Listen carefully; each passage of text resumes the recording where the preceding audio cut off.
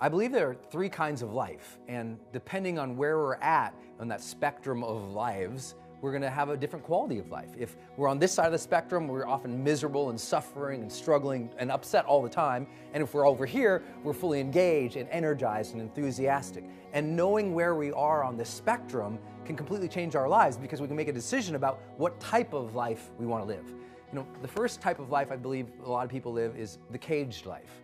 And the caged life is just that. It feels like you're caged, like you're trapped. You're trapped in, you know, your past, or you're trapped in your current circumstances. Maybe you're trapped in other people's expectations. Maybe you're just trapped in your own personal limitations of belief or behavior, and you don't feel like you can break free. You don't feel like you can have that emotional freedom or that time freedom or that financial freedom. You truly feel trapped.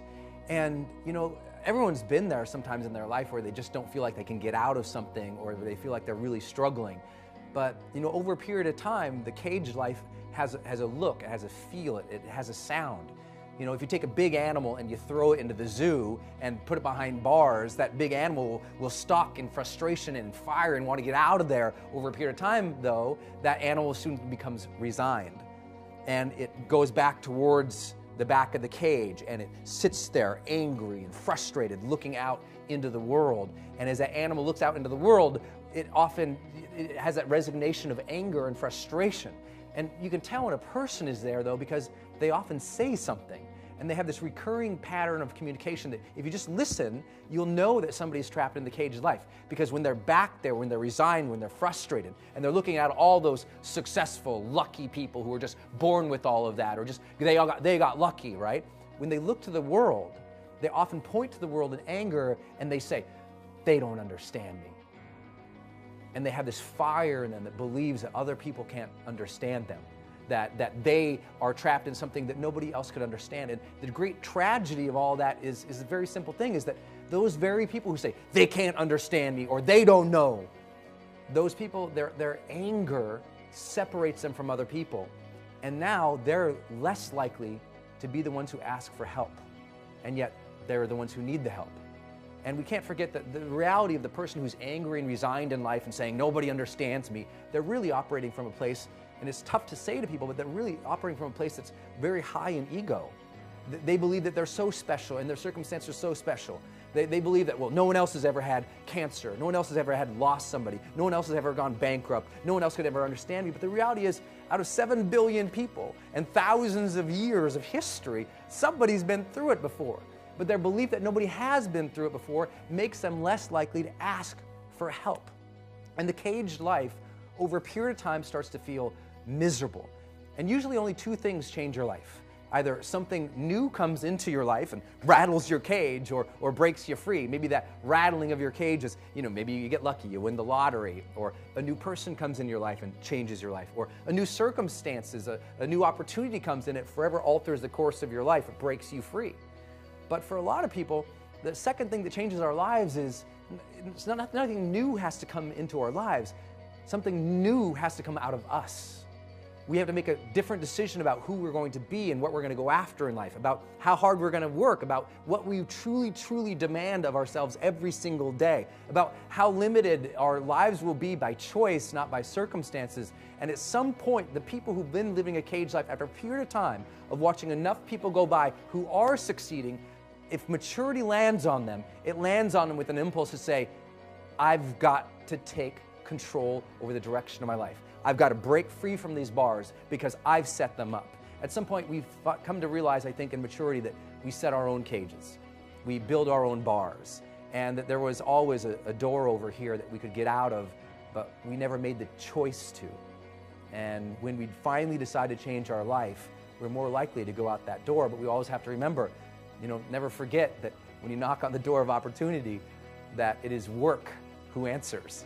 You know, it's going to take a lot of work to change your life, to break free from the bars, to get going again. But I think that's the great opportunity. And when people finally break through that cage and they get out in the open and have more freedom in their life, that kind of life has a quality too. It feels incredibly different. That kind of life feels more free. And that kind of life over a period of time is incredible because you have more freedom to direct yourself, more freedom to do things. And what ends up is people end up with deeper skills. They end up, chasing their passions more often. That often, as they get on a roll, they start becoming more successful. As they become more successful, the things they think that they wanted in their lives come into their lives.